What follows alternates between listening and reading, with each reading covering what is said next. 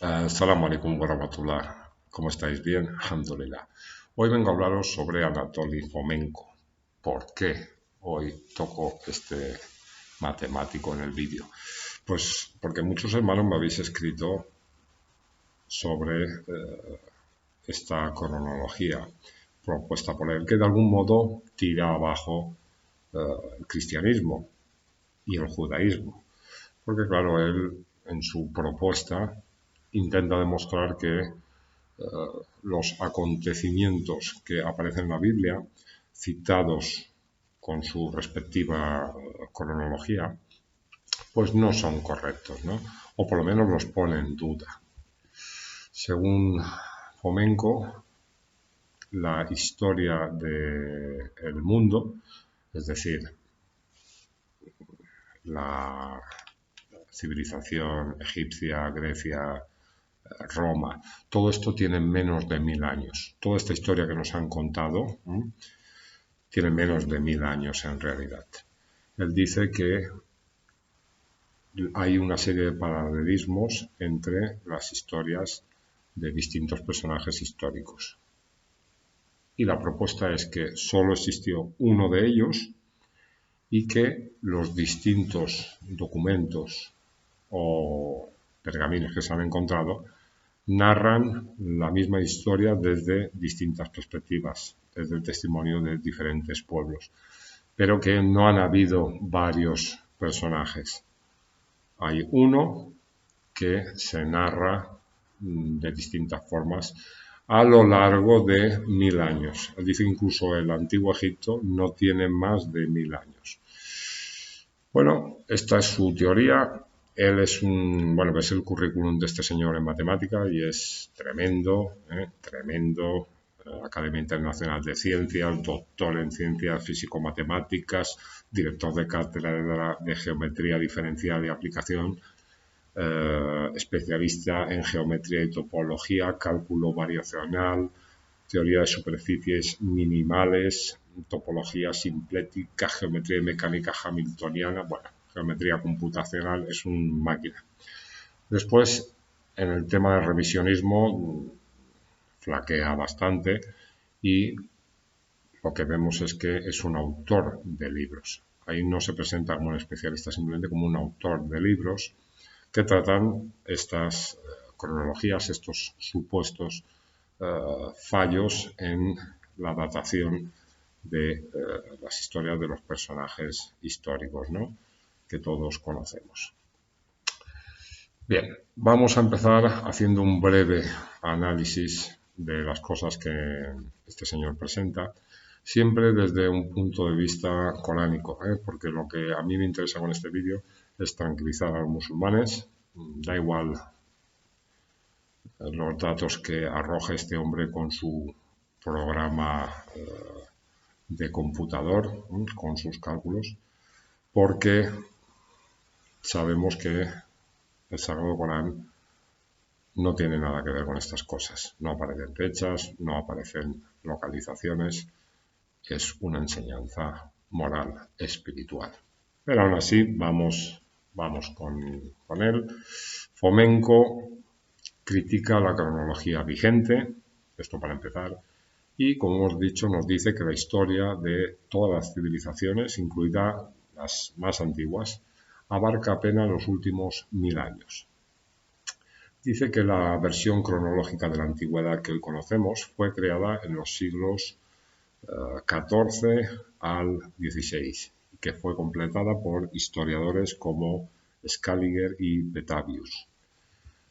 Y que esto se estableció como oficial, esta cronología de estos dos historiadores, a partir de disputas entre los católicos y protestantes. Estas son sus teorías.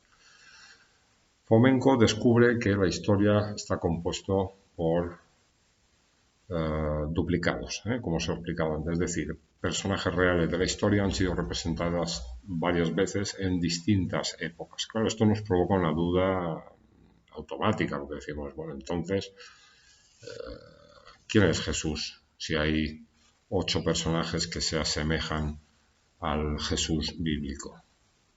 ¿Será que Jesús de la Biblia no era un profeta? ¿Será que solo es una repetición o una réplica, una copia de otro personaje que no tenía nada que ver con la profecía? Claro, provoca dudas todo esto. Lo que a mí me da un poco de cosa son las premisas que establece Fomenko para realizar su trabajo. Ya os digo, él mete todos los datos en un computador y de ahí saca la nueva cronología. Esto lo ha hecho algún que otro revisionista. Hay uno, creo francés, que está medio loco. En el vídeo Revisionismo Islámico, aquí en el canal, tenéis bastante información sobre algún que otro tipo como este Fomenko, que tiene un programa de ordenador y con sus cálculos tiran las versiones oficiales. Echadle un vistazo a ese vídeo si no lo habéis visto todavía. Premisas de Fomenko. Dice que Scaliger y Petavius, al ser creyentes, pues se dejan influir por la Biblia y que esto es un problema. Tal vez el problema es que son creyentes en realidad. ¿Se dejan influir por la Biblia? Bueno, puede ser, pero yo no veo ningún problema en que una persona sea creyente. Para nada. De hecho, claro, el trabajo de este hombre después, las conclusiones es que el cristianismo es un invento moderno, que el judaísmo es un invento moderno, también del islam, del budismo también. Dice que todo ocurrió en los últimos 1000 años. Todo apareció en este milenio. Una cosa que me mosquea mucho de él es que dice que todos los documentos que se han recogido en estos 1000 años, todos están basados en un hecho real. Es decir, él no distingue entre fábula, entre un relato histórico, no, él lo mezcla todo y dice que todo está basado en hechos reales. Ya solo con esta premisa, ya los cálculos, pues bueno, sale lo que él quiere, cualquier cosa. Dice que la mayoría de textos antiguos son originales y auténticos y que no importa que se trate de autores anónimos, cualquier tipo de manuscrito es válido. Todo va a ser sumado al cálculo matemático para la nueva cronología. Ya con esto apaga y vámonos. Ahora después vamos a ver algún ejemplo de esta mezcolanza que el señor hace. También mosquea un poco, perdón, que cada vez que aparezca una dificultad en su teoría, que no son pocas, las veces que aparece, dice, esto requiere un estudio especial por parte de los historiadores. Es curioso, porque por un lado dice que aceptemos todos los manuscritos, toda la información que nos llega, y por otro, cuando no le va bien, dice que hay que hacer un estudio especial por parte de los historiadores. Curioso. Después también el fechado radioactivo, según él, no es muy confiable. ¿Cuándo le interesa? Esto también en el vídeo Revisionismo Islámico lo vemos una práctica común en todos los revisionistas religiosos. Cuando el carbono 14 va bien, sí, es una buena señal, nos da una buena información. Cuando no les va bien, dicen que no es fiable. También esto canta un poquito. Después, otra cosa que también me ha parecido curiosa es que él critica la cronología de Scaliger y dice que las críticas que él hace que no son nuevas, que han habido otros personajes antiguamente que ya han hecho esta crítica de la cronología oficial, pero él se apoya en Isaac Newton diciendo que Isaac Newton también tiene trabajos que desacreditan la cronología oficial de Scaliger. Pero lo que sucede es que Isaac Newton era teólogo, alquimista, era un acérrimo creyente en el Dios único. Él hizo trabajos para intentar demostrar que los versículos de la Biblia que hablan sobre la Trinidad son añadidos posteriormente. Y era un tipo bastante peculiar, este Isaac Newton.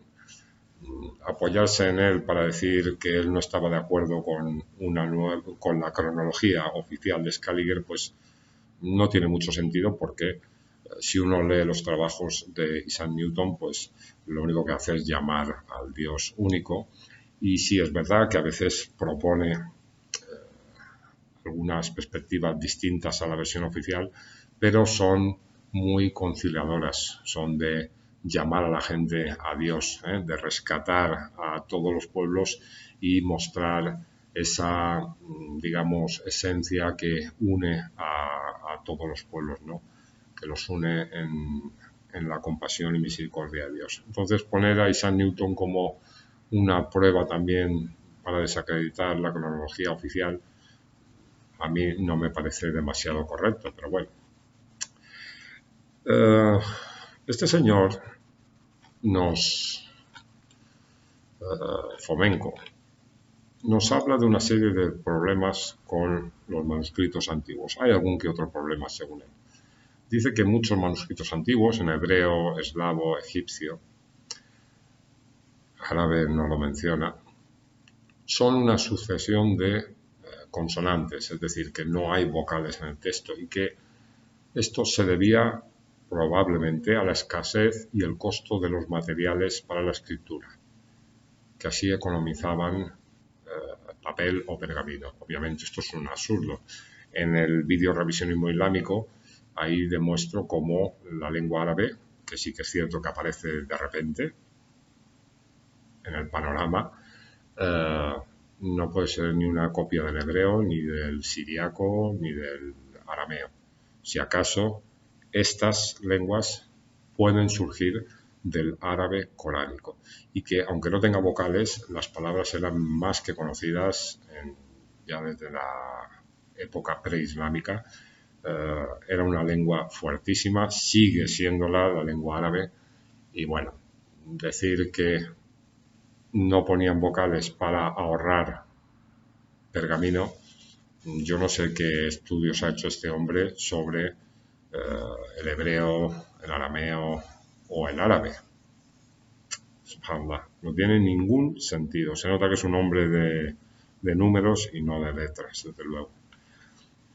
Dice en su teoría que para leer un libro escrito con solo consonantes se necesita del conocimiento de la tradición oral. Y él lo incluye todo. Claro, él en su trabajo ya hemos dicho que incluye cualquier cosa para meter en el programa y después sacar sus conclusiones. Y que dice que incluso los clérigos, para ellos el sentido de la escritura es muy dudoso. Esto no ocurre con el Corán, porque el contexto nos marca exactamente el sentido de las palabras y el sentido de las frases, pero bueno. Y que solo pueden ser entendidos con la autoridad de la tradición, los escritos en lenguas antiguas. Él nos dice también que en estas escrituras existe un gran problema con la localización de los lugares geográficos debido a los nombres, a los distintos nombres que se pueden formar con una consonante, o con una palabra formada solo por consonantes. Pero claro, esto no tiene tampoco ni pie ni cabeza porque, por ejemplo, cuando tomamos el Corán entendemos perfectamente qué nos quiere decir gracias al contexto. Si cogemos una palabra aislada, obviamente no vamos a saber exactamente qué dice, pero el contexto y el pasaje le da el sentido exacto a la palabra. Esto tal vez este hombre no lo sabe, no lo sé. Pero ¿cómo soluciona él estos problemas entonces, cuando se pone a investigar los manuscritos antiguos escritos solo con consonantes? Él toma, para empezar, solo referencias bíblicas, no toma las islámicas, no las ha estudiado las islámicas, las judías o las hindús. Él no profundiza en esos temas, él se centra en el cristianismo y en las escrituras de la Biblia cristiana. Os voy a poner un ejemplo de cómo saca conclusiones este Fomenko, este señor, este matemático. Dice que en la desaparición de Sodoma y Gomorra se debe a una erupción volcánica. En la Biblia. En el Corán esto no queda tan claro. Dice que tradicionalmente todos los hechos se sitúan en Asia Menor junto al Sinaí y Jerusalén en Palestina, pero que este volcán nunca ha estado en en esta zona, no había ningún volcán activo en esta zona. Y si miramos el mapa del Mediterráneo, en el Sinaí, en Siria, en Palestina, no hay volcanes activos, lo mismo en Egipto y en el norte de África. Por eso concluye que el único sitio con actividad volcánica es Italia y Sicilia. Así que, según él, se necesita primero encontrar un volcán activo durante la época histórica, la época de Sodoma y Gomorra, la época de Lot. Segundo, junto a él, una capital destruida. Y tercero, junto a ella, 2 ciudades destruidas por un volcán. Un volcán con estas características existe, nos dice, y es único, el Vesubio. La capital destruida es Pompeya y las ciudades son Herculaneum y Estavia. Entonces, la historia de Sodoma y Gomorra, según él, es la historia del Vesubio y la destrucción de Pompeya. Así es como este hombre trabaja. Yo me quedo, la verdad, perplejo. Luego, por ejemplo, sobre el carbono 14, pues nos dice que no es fiable, pero después lo establece dentro de su teoría matemática, porque nos dice que en 1988 hubo una gran noticia por el fechado con el método de carbono radioactivo de la reliquia cristiana el manto de Turín, que supuestamente era del siglo I, o sea que tenía como 2000 años. Pero nos dice Fomenko que el análisis arrojó una fecha muy posterior, siglo XI al XIII, y que esto sirve para, por lo menos, hacer que sospechemos que Jesús pudiera haber nacido mucho después de la fecha propuesta oficialmente. Entonces, ¿cómo quedamos? ¿El carbono, la prueba de radiocarbono funciona o no funciona? Aquí, para meter a Jesús en esos 1000 años que él dice que han ocurrido todos los sucesos que nos cuenta la historia, pues aquí sí que el carbono 14 es efectivo. Cuando no le va bien, no es efectivo. Pues bueno, gracias a este manto de Turín ya tenemos la pista de que Jesús no tiene 2000 años, tiene menos de 1000 años. Así es como trabaja este hombre. Subhanallah. Vamos a ver un poco más sobre las fuentes que él utiliza para determinar sus fechas. ¿Cuándo fue el nacimiento de Cristo? Bueno, él dice que tenemos que ceñirnos a Dionisio, porque, según la tradición, vivió más de 500 años después de la muerte de Jesús. Dionisio utilizó el método del análisis de los datos de calendarios para el momento de la muerte de Jesús. Nos habla de una primera Pascua que Dionisio utilizó para resucitar a Jesús, que es un 25 de marzo, un domingo. Esto es un día después de la Pascua judía. Aquí le está dando un crédito a Dionisio, en los escritos de Dionisio, que no entiendo por qué no se lo da a otros. Toma a Dionisio porque es el que le conviene, ¿no? El que habla de esta Pascua judía. Dice que las condiciones de la primera Pascua se satisfacen una sola vez en toda la época histórica, en el año 1095 después de Cristo. Estrictamente hablando, estas condiciones se satisfacen cada cierto tiempo, con un periodo de unas decenas de miles de años de por medio. Entonces, por el escrito de Dionisio, que nos habla de una Pascua, él hace sus cálculos y nos dice que Jesús pudo haber nacido en el 1095. También dice que muchos autores, entre los primeros cristianos, anotan que la crucifixión de Jesús fue acompañada por un eclipse. Y él se pone a buscar fechas de eclipses y propone el eclipse que hubo en el año 16 del 11 del 1086 como posible fecha del nacimiento de Jesús. Si oye campanadas de que hubo un eclipse en el momento que crucificaron a Jesús en la Biblia, pues él busca un eclipse que esté dentro de los 1000 años, del periodo de 1000 años que él propone. El 1086, esto puede ser, sí, la fecha del nacimiento de Jesús. Así es como trabaja el señor Fomenko. Después hace un apunte sobre Alejandro Magno.